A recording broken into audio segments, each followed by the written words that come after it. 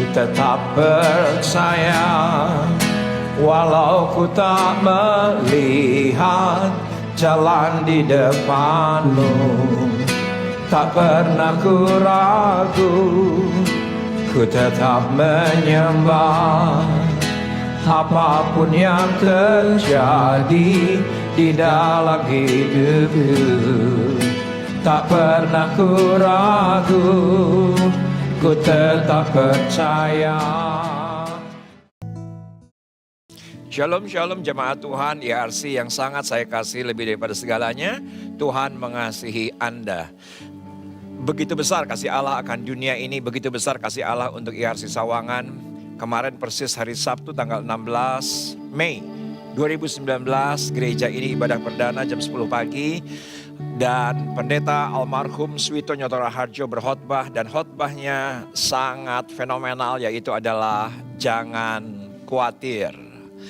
Dan itulah khotbah yang disampaikan oleh Om Nyo, dan rasanya sampai hari ini begitu hidup pesan Tuhan. Tidak pernah lekang dengan waktu, tidak pernah kadaluarsa dengan waktu. Kita sudah sampai di usia 27 tahun dalam suasana yang spesial, suasana yang tidak pernah terbayangkan 26 tahun. Tapi hari ini di usia 27 tahun kita ada dengan ibadah gereja online. Hari ini terasa cukup meriah suasana ibadah kita. Ada Andreas memainkan gitar.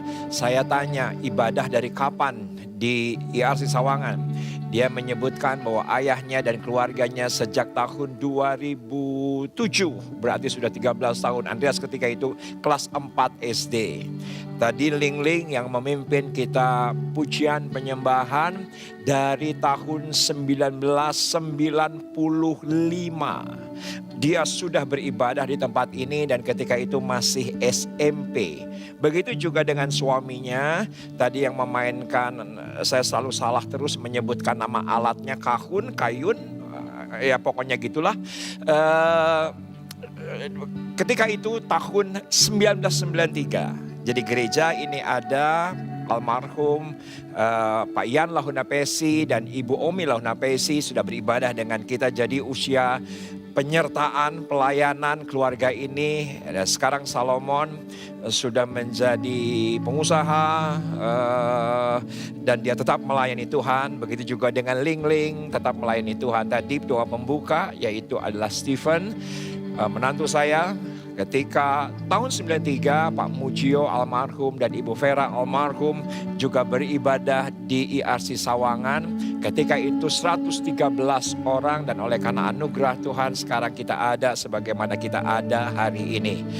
Tidak pernah terbayangkan saya sebagai gembala sidang yang Tuhan percayakan melalui Pak Niko Nyoto Raharjo untuk menggantikan pelayanan ayahnya almarhum Pendeta Suwito Nyoto Raharjo. Hari ini dalam ulang tahun yang ke-27 saya tidak bisa berhadapan langsung dengan jemaat. Saya tidak bisa berkhotbah langsung dengan jemaat.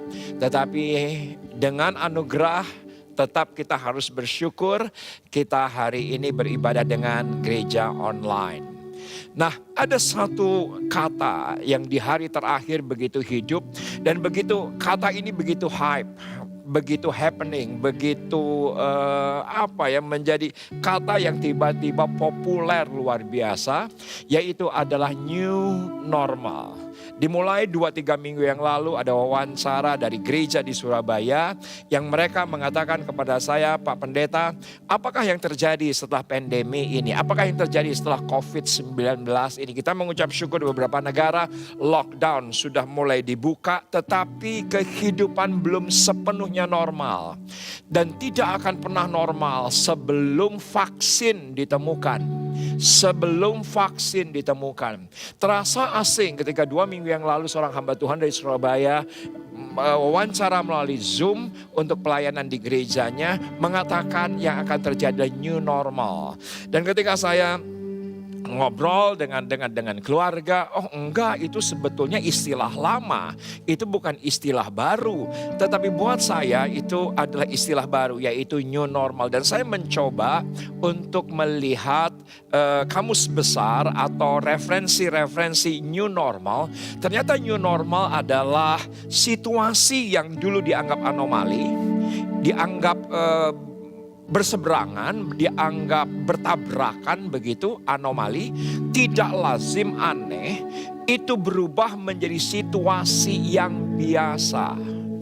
Ya, kita tahu dari negara demi negara lockdown dibuka. Dari negara demi negara sekarang sudah sepertinya kembali normal. Tapi sesungguhnya bukanlah normal seperti yang kita alami, kita hidupi bertahun-tahun sebelum pandemi. Tetapi yang kita akan temukan ke depan bagi kita semua, jemaat Tuhan IRC Sawangan, juga semua pemirsa di Indonesia, dimanapun yang mengikuti tayangan ini, kita akan temukan kehidupan yang baru, normal yang baru, yang semula aneh, yang semula tidak lazim, yang semula anomali, hari-hari ini menjadi biasa, bahkan ke depan itu justru akan menjadi kebiasaan kita. Saya kasih contoh. Saya punya sahabat, seorang hamba Tuhan, ya saya sebutkan saja namanya, Pendeta Ricky Nelson Tampu Bolon di Pekanbaru. Dari 2 tahun lalu saya kalau telepon tidak lagi pakai WA call, tidak lagi pakai telepon biasa, tapi saya pakai video call. Dan dianggap aneh. Kenapa? Kok laki-laki sama laki-laki video callan? Kenapa saya lakukan itu? Karena dia sahabat saya, dia teman saya. Jadi terkadang dia bangun tidur, kita video callan. Sebelum tidur dia video callan. Sampai istrinya pernah mengatakan kepada istri saya, ini suami kita pacaran, katanya begitu. Nah mungkin ya dulu aneh, laki dengan laki video call. Tetapi sekarang sudah tidak lagi aneh. Karena dengan social distancing, dengan PSBB, bahkan sampai nanti kelak sebelum vaksin ditemukan, itu kehidupan bukan lagi tidak normal, menjadi normal. Bahkan di hari terakhir saya harus mengambil keputusan-keputusan penting dalam pelayanan. Saya merasa nggak perlu lagi ada rapat, nggak perlu lagi ada pertemuan. Nggak perlu lagi repot kita nyediain waktu. Karena kapan saja saya bisa menghubungi leaders yang ada di gereja ini dan kita akan mengambil keputusan yang penting. Jadi dulu anomali, dulu aneh, dulu tidak lazim, ke depan akan menjadi normal. Dan itu adalah new normal. Contoh lain lagi, Indonesia ini, apalagi penduduk Indonesia ini senang rame-rame, senang guyupan. Jadi arisan rame-rame, reuni rame-rame, pertemuan ini, pertemuan itu rame-rame, reuni aja bertingkat dari TK sampai S3. Saudaraku, itu langsung dilakukan arisan demi arisan, semua dilakukan rame-rame. Dan itu kita tidak akan lagi alami seperti itu. Sebelum vaksin ditemukan, saya temukan di hari-hari terakhir, ternyata di Eropa yang namanya format tempat duduk di restoran tidak lagi sama. Jadi berjarak satu dengan yang lain. Karena itu harus dilakukan sebelum vaksin ditemukan. Dan kita tahu rasanya nggak normal orang timur, orang Indonesia kalau pernikahan tamunya terbatas. Kalau pernikahan hanya tamunya tertentu. Bahkan beberapa orang tamunya berlomba siapa yang paling banyak itu yang paling bagus. Jadi itulah yang terjadi. Tapi di hari ke depan kita akan dapati perkawinan semakin terbatas, jemaatnya terbatas, segala sesuatu terbatas. Bahkan teman saya berkata kita harus meredefinisi kembali apa itu gereja. Kita harus sedemikian rupa menyesuaikan perubahan. Suka tidak suka, siap tidak siap. Dan Pak Salomo pernah mengatakan dalam kitab Pengkhotbah bahwa bangsa Israel ternyata pernah tidak siap untuk mengalami atau melalui kehidupan new normal. Yaitu adalah Pengkhotbah 7 ayat yang ke-10. Pengkhotbah 7 ayat yang ke-10. Saya pikir ini adalah yang terjadi pada bangsa Israel. Ketika mereka keluar dari Mesir dan mereka harus 40 tahun di padang gurun. Dan setelah itu mereka harus masuk ke tanah perjanjian. Ada perubahan, maka lahir pengkhotbah 7 ayat yang ke-10. Janganlah mengatakan mengapa zaman dulu lebih baik daripada zaman sekarang. Karena bukannya berdasarkan hikmat engkau menanyakan hal itu. Bukan karena hikmat yang datang dari Allah engkau menanyakan hal itu. Pernah mungkin Bapak Ibu teman-teman muda melihat meme, melihat emoji yang mengatakan zaman aku wis lebih wena daripada zaman sekarang. Itu ada satu ungkapan di mana zaman saya dulu jauh lebih baik, jauh lebih enak daripada hari ini. Saudaraku, hikmat Tuhan hanya hikmat Tuhan yang membuat kita bisa mengikuti perubahan.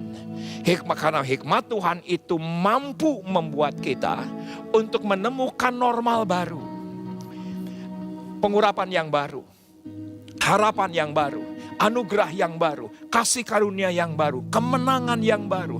Itu ada di depan kita. Jangan seperti bangsa Israel yang ketika itu bahwa zaman dulu lebih baik dibandingkan hari ini. Zaman dahulu kala itu jauh lebih baik. Padahal Tuhan bawa perubahan demi perubahan bukan untuk menyengsarakan bangsa Israel, tetapi untuk yang lebih baik. Ingat, ratapan berkata rahmatnya selalu baru setiap hari. Dia gak bisa kembali ke masa lalu. Dia rahmatnya selalu baru. Kasih karunia-Nya selalu baru. Urapannya selalu baru. Kita harus mulai hari ini dalam momentum ulang tahun gereja yang ke-27. Kita harus alami new normal blessing, new normal anointing, new normal breakthrough, new normal favor. Itu kita harus alami dalam kehidupan kita. Alkitab bahasa Indonesia masa kini itu jauh lebih tegas mengatakan jangan bertanya mengapa zaman dulu lebih baik daripada zaman sekarang. Karena hanya orang yang dungu yang bertanya demikian. Percaya saya, dungu itu lebih bodoh daripada orang bodoh. Dungu. Jadi ketika kita tidak berhikmat, kita tidak melekat dengan Tuhan, kita bertanya berdasarkan ego kita tidak bisa lentur. Ini bahasa saya. Di mana kita dengan hikmat Allah, kita akan dibuat Tuhan lentur. Mengikuti perubahan zaman demi zaman. Ketahuilah di depan kita ada pengurapan baru, di depan kita ada anugerah yang baru, di depan kita ada kasih karunia yang baru. Tapi kita harus lentur sedemikian rupa. Dalam bahasa anak-anak muda, dalam bahasa kekinian, yaitu lemesin aja ikut Tuhan, lemesin aja ikut Roh Kudus, lemesin aja ikut rencana Allah. Beberapa hari yang lalu tiba-tiba di satu pagi istri saya menerima telepon dari seorang ibu muda yang baru saja suaminya meninggal dengan 3 anak kecil dan menceritakan bahwa ibu muda ini tiba-tiba dipanggil oleh direkturnya dan ketika diterima oleh direkturnya diperhadapkan dengan satu formulir yang harus dia isi karena direkturnya berkata isi formulir itu karena kami board director satu perusahaan investasi yang cukup besar di Jakarta. Berkata kepada ibu muda ini karena kamu akan dipromosikan. Anda tahu apa yang dikatakan ibu muda ini? Kenapa saya? Ini bukan pekerjaan saya. Saya tidak tahu apa yang saya akan lakukan.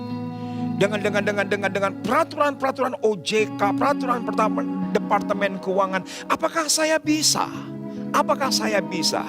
Saudara, ketika saya mendengar telepon istri saya dengan ibu muda ini, saya berkata, biar hikmat Tuhan yang menuntun. Di zaman seperti ini justru promosi datang. Di zaman pandemi begini justru Tuhan bawa naik ke level yang lebih tinggi. Kita harus lentur mengikuti perubahan-perubahan. Bahasa milenialnya lemesin aja. Ikut Yesus, lemesin aja. Yang kaku akan ditinggalkan. Yang kaku dianggap bodoh oleh Alkitab. Yang kaku akan dianggap dungu oleh Alkitab. Alkitab yang berkata demikian. Kita harus lentur dan tidak bisa lagi kaku. Saya kemarin ketemu dengan seorang, maaf saya sebutkan nama mereknya, saya sebutkan nama hamba Tuhan ini karena sahabat saya namanya Bobby Fabian. Lagu-lagunya sangat terkenal, lagu-lagu parodi. Dan saudaraku, tiba-tiba dia memberikan kepada saya, yaitu adalah hasil produk daripada restorannya. Dia memiliki restoran di sekitar Serpong dan sangat terkenal, namanya ayam goreng Mas Bob. Bebek goreng Mas Bob. Dan dia berkata begini dalam kesaksiannya, tahu Kang Riza, justru dalam pandemi ini, itu yang namanya restoran saya, itu yang namanya penjualan tiba-tiba meroket naik tinggi. Saya tanya, kok bisa? Oh iya, karena kita menyediakan bebek yang frozen. Di mana restoran yang lain bebeknya harus sudah siap saji, sudah digoreng, sudah dibakar, dia menjual frozen. Ini lentur terhadap perubahan. Ini tidak kaku terhadap perubahan. Dia tidak berkata, bukankah jual bebek ya harus bebek kok tergoreng, terbakar. Tidak. Ternyata dengan hikmat Tuhan, dia dibawa lentur dan tidak kaku mengikuti zaman. Ini penting. Dan saya ingin sampaikan ada 3 prinsip jemaat Tuhan, 3 prinsip kerajaan Allah yang mana Anda harus ambil catatan atau Anda foto slide yang ada di depan Anda. Karena saya begitu yakin di depan kita ada new normal anointing, new normal blessing, new normal favor, ada new normal breakthrough, ada new normal grace Tuhan sediakan dalam kehidupan kita. Prinsip yang pertama, kerajaan sorga untuk Anda dan saya melakukan atau mengalami new normal, normal yang baru. Yang pertama adalah pastikan jangan mengeluh. Jangan mengeluh. Satu kata yang sangat enteng, yaitu adalah mengeluh. Dalam bahasa Inggris yaitu complain. Saudara, tingkatan yang lebih tingginya yaitu adalah bersungut-sungut. Tetapi yang kita akan bahas itu jangan mengeluh. Kenapa dulu? Kan enak begini. Kenapa seperti sekarang kok seperti ini? Saudaraku, saya begitu yakin setiap zaman ada opportunity. Setiap zaman ada kesempatan. Setiap zaman itu ada peluang bagi Anda dan saya. Karena rahmatnya selalu baru setiap hari. Mau pandemi kayak enggak pandemi kayak, kalau fokus kita Yesus, fokus kita Tuhan, kita akan datang dengan ucapan syukur. Kita akan berkata, saya tahu ada anugerah yang baru, ada kasih karunia yang baru yang Tuhan jadikan. Mazmur 32 ayat yang ketiga, ayat yang berkata demikian. Selama aku berdiam diri, selama aku self isolation, saya kasih bahasa hari ini, selama aku self quarantine, selama aku stay at home, selama aku cicing di imah wae. Perhatikan ayatnya. Tulang-tulangku menjadi lesu karena aku mengeluh sepanjang hari. Mengeluh, kenapa saya kehilangan pekerjaan? Kenapa saya kehilangan orang yang dicintai? Kenapa saya kehilangan momentum yang terbaik? Saya adalah orang pandai, saya punya kemampuan, tapi sepertinya semua hilang oleh gara-gara pandemi. Semua hilang oleh karena COVID-19. Ketika berdiam diri, tulang-tulang kita bukan menjadi lemah, tetapi tulang-tulang kita itu menjadi lesu. Hanya karena satu kata, mengeluh sepanjang hari. Tetap mengucap syukur kepada Tuhan apapun yang terjadi. Karena burung di udara Tuhan pelihara, apalagi Anda. Saya tahu persis pemeliharaan Tuhan sempurna bagi kita. Sempurna bagi kita dari hari demi hari, dari hari demi hari. Tuhan pelihara, jangan mengeluh. Karena keluhan tidak akan pernah merubah hidup Anda. Keluhan tidak akan membuat hidup Anda lebih baik. Justru mengeluh itu akan membuat Anda kehilangan opportunity, kehilangan peluang, kehilangan satu keemasan yang ada di depan kita, yaitu adalah new normal. Normal yang baru. Saya tahu gereja ini tidak akan sama lagi. Gereja ini tidak akan sama lagi. Saya tahu mungkin ada beberapa orang berkata saya tidak butuh lagi gereja, saya bisa ibadah online.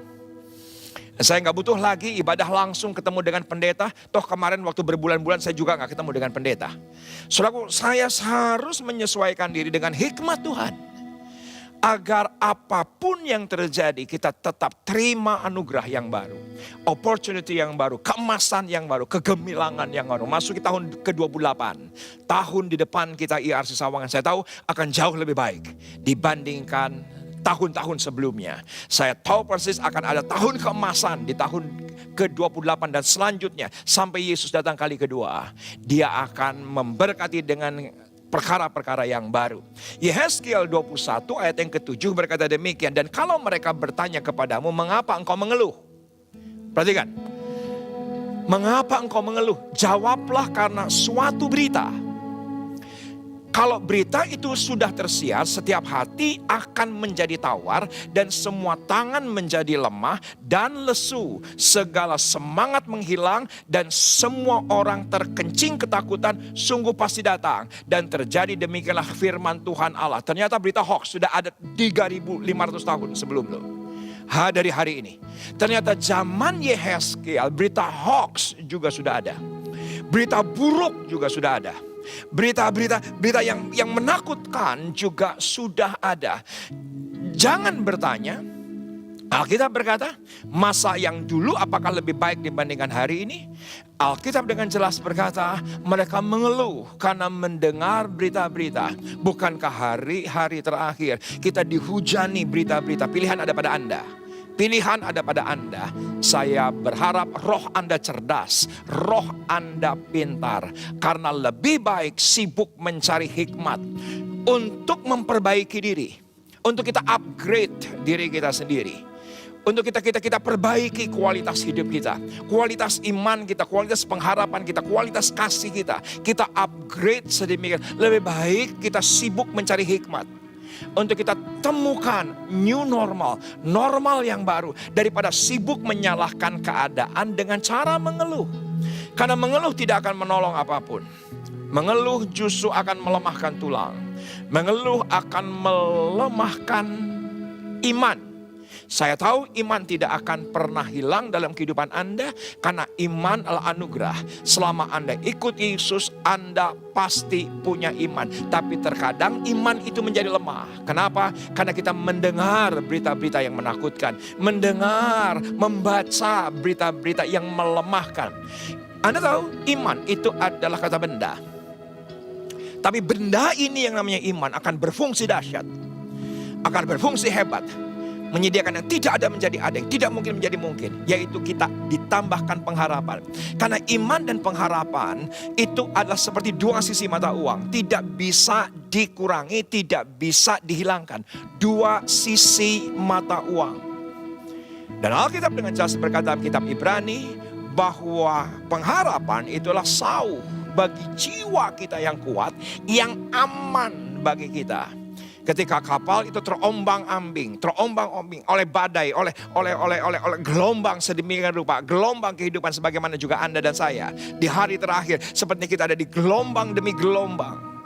Kalau sauh itu menjadi lemah, kita akan hilang di tengah laut ini. Saudaraku, yang saya tahu, iblis tidak melemahkan iman Anda, tapi iblis ingin menghancurkan pengharapan Anda. Jangan mengeluh dengan apa yang terjadi, justru kita tetap mengucap syukur dengan segala perkara. Kita tetap berharap hanya kepada Dia yang tidak pernah meninggalkan kita sekalipun. Yang pertama, prinsip kerajaan Allah untuk Anda mengalami new normal, perkara-perkara normal yang baru. Karena kita tidak mungkin kembali kepada normal yang lama. Yang kedua adalah adaptasi. Ketika seseorang bisa lentur mengikuti zaman demi zaman, dia akan mudah beradaptasi dengan zaman. Sangat mudah dengan zaman ini dia beradaptasi. Ada banyak hal di hari ke depan, perkara-perkara menjadi digital, menjadi virtual. Kita nggak bisa lagi berkata harus ketemu, harus muka dengan muka. Tapi itu bisa terjadi ke depan dengan virtual, dengan platform-platform yang ada. Kita harus pandai, kita harus bisa beradaptasi. Filipi 4 ayat yang ke-11, ayat yang ke-12 saya dapati orang yang paling lentur dalam Alkitab. Ini yang saya dapati. Siapa? Yaitu adalah Paulus. Paulus dalam Filipi 4 ayat 11-12 berkata demikian. Kukatakan ini bukanlah karena kekurangan. Alkitab bahasa Inggris yang lain, bukan karena kebutuhan. Sebab aku telah belajar mencukupkan diri dalam segala keadaan. Dia sangat lentur dalam segala keadaan. Dia sangat pandai dalam segala keadaan. Dia tahu namanya kelimpahan. Dia tahu yang namanya kekurangan. Ayat yang ke-12 dikatakan demikian. Aku tahu apa itu kekurangan dan aku tahu apa itu kelimpahan dalam segala hal. Dan dalam segala perkara tidak sesuatu yang merupakan rahasia bagiku, baik dalam hal kenyang maupun dalam hal kelaparan, baik dalam hal kelimpahan maupun dalam hal kekurangan. Dia dengan mudah beradaptasi. Kenapa saya katakan demikian?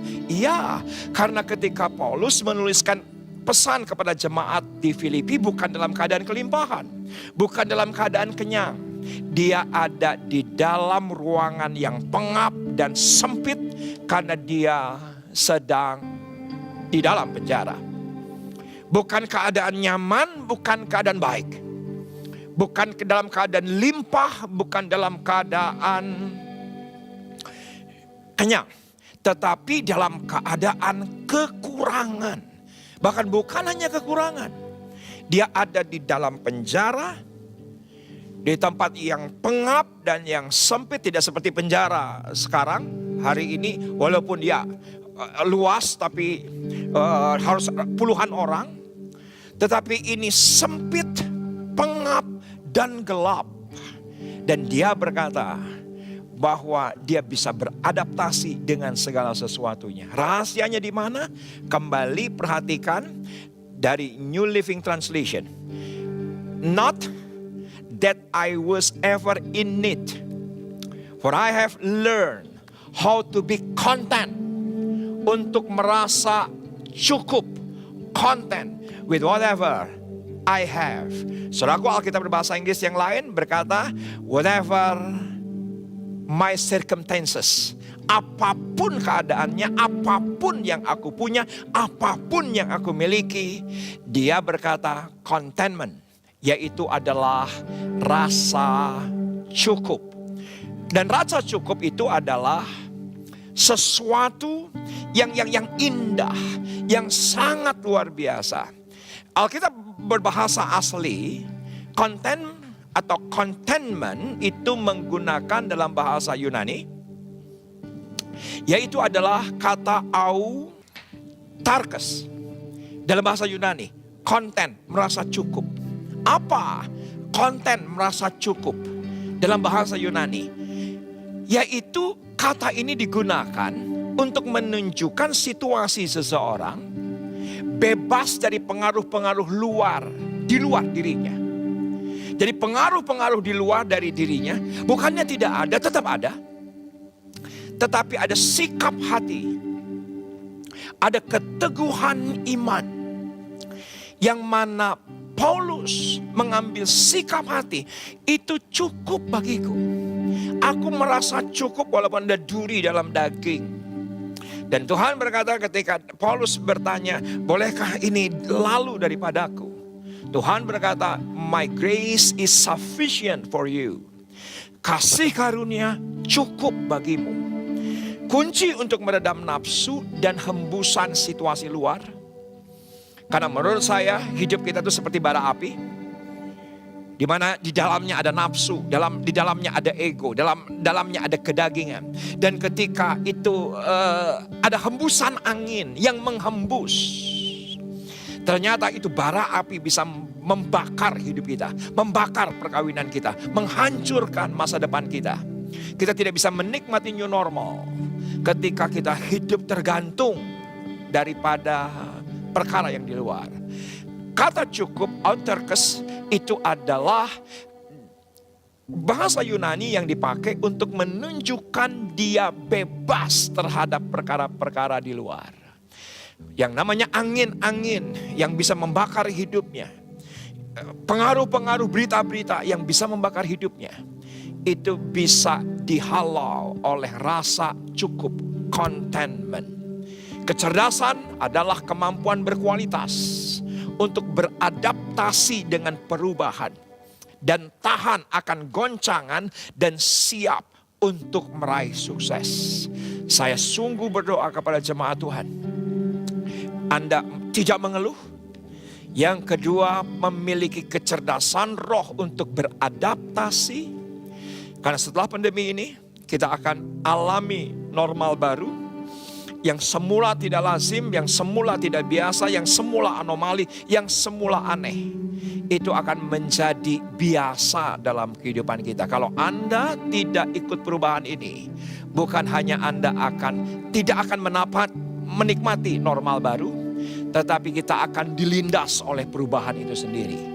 Walaupun pandemi selesai, tapi kalau Anda tidak lentur, maka perubahan justru yang akan menghancurkan kehidupan kita. Pandeminya mungkin kita diloloskan, tetapi perubahan itu sendiri kalau kita kaku akan mematahkan kehidupan kita. Yang pertama, jangan mengeluh.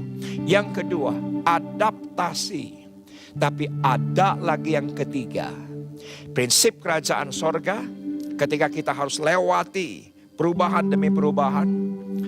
Kok zaman dulu lebih baik dibandingkan zaman sekarang? Kok zaman dulu kok lebih kenyang dibandingkan zaman sekarang? Yang ketiga, yang terakhir, yaitu adalah ikhlas. Dan siapa? The master of sincerity. Menurut saya Yesus sendiri. Tuhan kita Yesus Kristus. Ya, saya tahu persis kata ikhlas hanya 16 kali muncul dalam Alkitab kita. Mungkin beberapa Anda menganggap ini tidak penting. Yang penting tulus, Pak. Gak apa-apa gak ikhlas. Tapi ayatnya dengan jelas berkata tulus ikhlas. Karena orang tulus belum tentu ikhlas. Tapi orang ikhlas pasti tulus. Jangan dimutilasi ayatnya. Kata tulus lebih familiar di tengah-tengah orang percaya. Tapi kata ikhlas kita tidak familiar. Tapi orang-orang dari agama sepupu jauh lebih familiar dengan kata ikhlas. Padahal kata ikhlas itu adalah Yesus sendiri. Yesus di dalamnya adalah keikhlasan. Bukan hanya dia ikhlas lahir di dunia ini, hanya di palungan. Bukannya ikhlas dia di dunia ini. Selama 33,5 tahun Alkitab berkata, untuk meletakkan kepalaku saja aku tidak punya tempat. Untuk meletakkan kepalaku saja saya tidak punya tempat. Ya, saya tahu dia berkelimpahan. Saya tahu, tetapi di satu sisi kehidupan Yesus, dia harus lewati 33,5 tahun. Itu lewati pemberitaan demi penderitaan. Dia melewati kesengsaraan demi kesengsaraan. Disalahartikan di mana-mana. Dan itu harus terjadi pada Yesus. Dan Yesus maju terus. Karena ada satu kata, yaitu ikhlas. Saya gak pernah bisa lupa. Ketika pertengahan Maret saya harus telepon ibu saya. Saya berkata kepada ibu saya. Ya, ibu saya belum Kristen. Saya menceritakan apa yang terjadi dengan pelayanan, dengan kehidupan. Dia juga menceritakan apa yang terjadi dengan kehidupan. Kita nggak bisa ketemuan, kita harus social distancing. Mama udah 74, jangan dulu dikunjungi. Ya udah, Isa telepon aja. Saya nggak pernah bisa lupa pesan beliau, yaitu Isa, bagaimanapun juga kita harus melewati ini semua. Lewati dengan hati ikhlas. Apa itu ikhlas? Menerima tanpa syarat. Apa itu ikhlas? Memberi tanpa modus. Ini penting. Ini penting. Kenapa saya katakan penting? Karena dalam kehidupan ini kita selalu akan diperhadapkan dengan dua hal. Apa saja? Setiap detik. Menerima atau memberi. Menerima atau memberi. Kita akan diperhadapkan dengan dua hal. Apa saja yang Anda kerjakan, apa saja yang Anda lakukan, Anda ngechat WA kah, Anda telepon kah, Anda edit, apa saja yang Anda lakukan, Anda akan diperhadapkan dengan dua hal. Yaitu adalah yang pertama, menerima, yang kedua, memberi. Ya, setelah itu Anda akan diperhadapkan.